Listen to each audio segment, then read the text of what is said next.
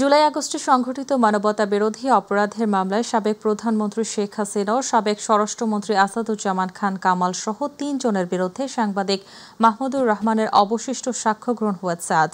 এখন তাকে জেরা করছেন আইনজীবীরা।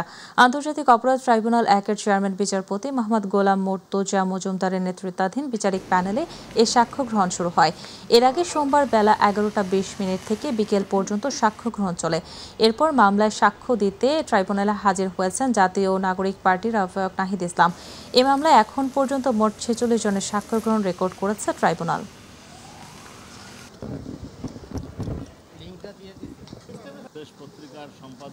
মাহমুদুর রহমান সাহেব তার সাক্ষ্যে শেখ হাসিনা কীভাবে ষড়যন্ত্র এবং নীল নকশার নির্বাচনের মাধ্যমে একটি বিদেশি শক্তির সহায়তায় ক্ষমতায় আসীন হয়েছিলেন সেই বক্তব্য দিয়েছিলেন। শেখ হাসিনার স্বৈরশাসক হয়ে ওঠার কাহিনী এবং